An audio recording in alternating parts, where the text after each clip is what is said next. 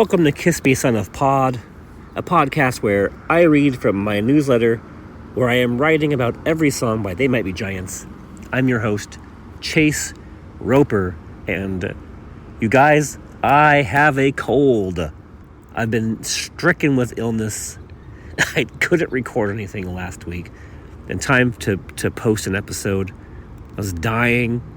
It's been 10 days. I don't know where all of the mucus is coming from.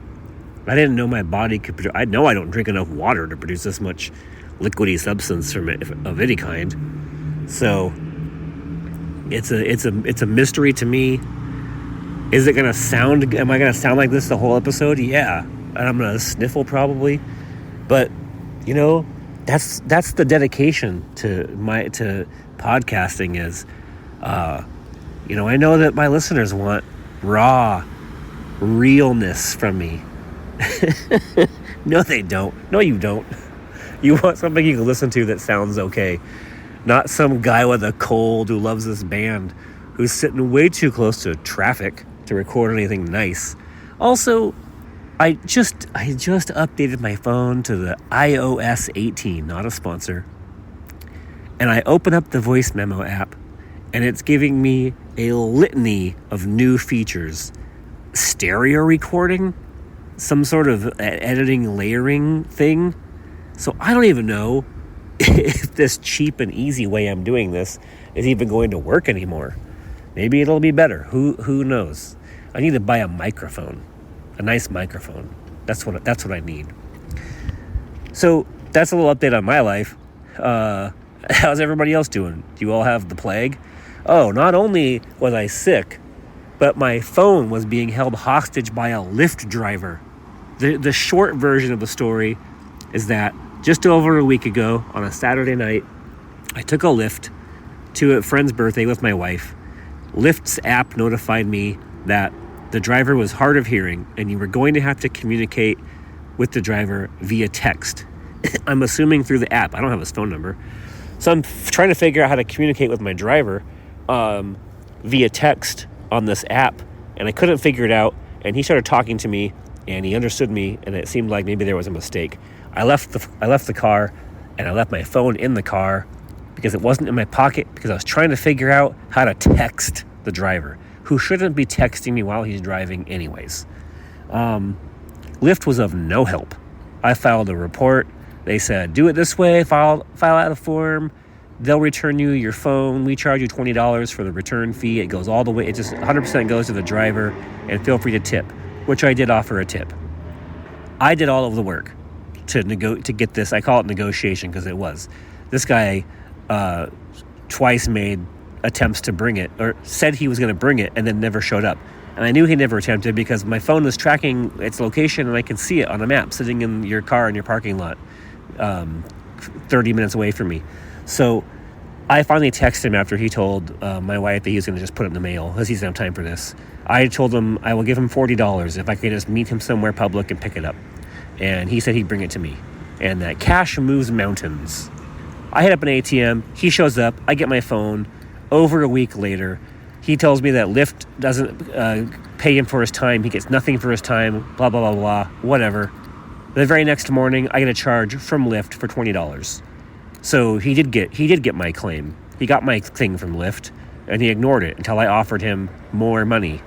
So now the ride, plus the tip from the ride, plus the $20 that Lyft charged me automatically, plus the $40 I gave him, this ride that was just 5 blocks from my house, but too far to walk to it, night and back, and it'll cost me $110 because of this.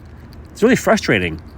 I feel like he kind of has a thing going for him where he can just withhold somebody's phone until they offer enough cash. Otherwise, he told me he just takes them to the police department and reports and just says this is lost and hands it in. And I don't think he does that. I have a feeling this guy gets a phone that somebody loses a phone. He waits till they reach out and offers him enough money. If he doesn't get it, he sells it. That's my thoughts on it. He was not very forthcoming. Anyway, we're 5 minutes in. We're currently in the self-titled Pink album. If you'd like to join the conversation and check out the newsletter, you can for free at kissmesonofblog.com. Of course, there are some optional paid options. This is a 100% reader and listener supported project I'm doing. So any way you want to support is great. So we're talking about Hotel Detective. She was a hotel detective, that is. Allow me to set the stage. You're navigating the long and winding corridors of an upscale hotel. A determined woman moves with purpose toward a dimly lit back room. Inside, multiple screens showcase glimpses from closed-circuit cameras, while a reel-to-reel tape machine plays overheard conversations of guests through a static fuzz. Some guests have overstayed their welcome, and others have cheated the system. Enter the hotel detective. In all sincerity, as a young kid hearing this song for the first time, I believed that a hotel detective must have been a very legitimate hotel occupation. A professional whose sole job is to be aware of any freeloading guests stowing away in rooms that pay for fewer guests. Look, I'd never paid for or stayed in a hotel by myself at that point, so it seemed possible, if not plausible.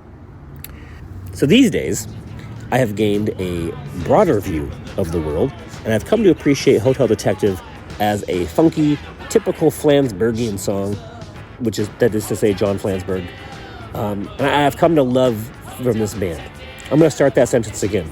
I have gained a broader view of the world, and I've come to appreciate Hotel Detective as a funky, typical Flansburghian song that I've come to love from this band. It made sense the first time. The crunchy guitar and bassy sax make Hotel Detective an absolute banger, but it's Flansy's voice inflection and high-pitched laughs that make this one the no-skip song for me. Let's listen to Hotel Detective a little bit. Cause she's a hotel detective, my little hotel detective, yeah, hotel detective, come on and check her out.